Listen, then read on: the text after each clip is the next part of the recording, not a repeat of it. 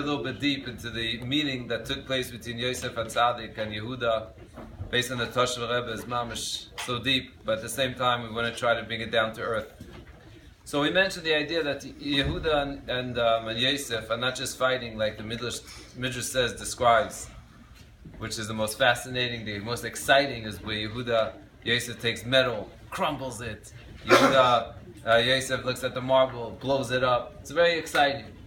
But there's obviously much deeper meanings in this battle.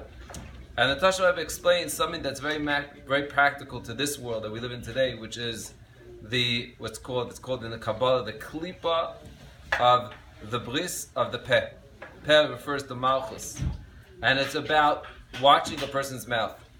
So, of course, today that's the challenge. I call it. It's not so much even the mouth anymore; it's the chat, the koich of the chatting, and that needs a lot of arichus, which is now I'm not going to speak about it now.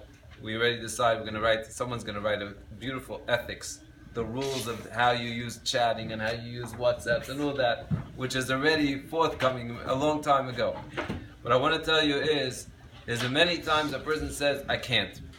And there's a beautiful Beis Halevi in this week's parshas that Beis Halevi says the following.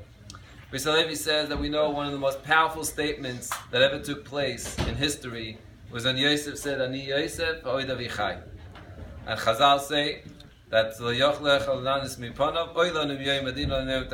everyone remembers this from the Mashgiach in Yeshiva that says, if Yosef couldn't, if the brothers couldn't answer to Yosef, who's the little guy amongst the Shvatim, what is a person going to do when he's going to come up to Shemayim? The Rebbeinu Shem is going to say, Ani Hashem, and we're also going to be able to answer. And the Midrash says an extra few words. It says that the Rebbeinu Shem is there's two separate things. There's a judgment, and then there's the day of reproof. What's Yom HaTeichacha? So Beis Halevi says a merdik of pshat. He says is that the Rebbeinu Shem, of course, is going to judge us. But usually, when we get judged, we already have a script of what we're going to explain to the Rebbeinu Shem, why we don't deserve punishment, and why this, and why we had all the excuses. So say Chazal, no. The Rebbeinu Shem is going to be moichiach each person. The Fima Shehu says the Beis Halevi is going to show you from your own life how many times he says, I can't do this, I have no time to learn, but yet I have time for all the WhatsApps. Not missing one video. He's going to prove it from our own strength, our own koiches, that we could have done it. And he says, the famous story, I heard these stories from Noach Marbi Zichron Baruch Hu, also used to speak about the ability of a person. He says, there's a famous, Eliyahu Navi says the story. Eliyahu Navi met a dayag, a fisherman. And he turned to the fisherman and he said, what's going to be with you, Liyom Adin? And the fisherman said, well, listen, I can't learn, but didn't give me the koiches to learn. It's one of those things I can't do. So Eliyahu Navi says, really, so interesting, but tell me, what do you do? So he says, well, I'm a fisherman.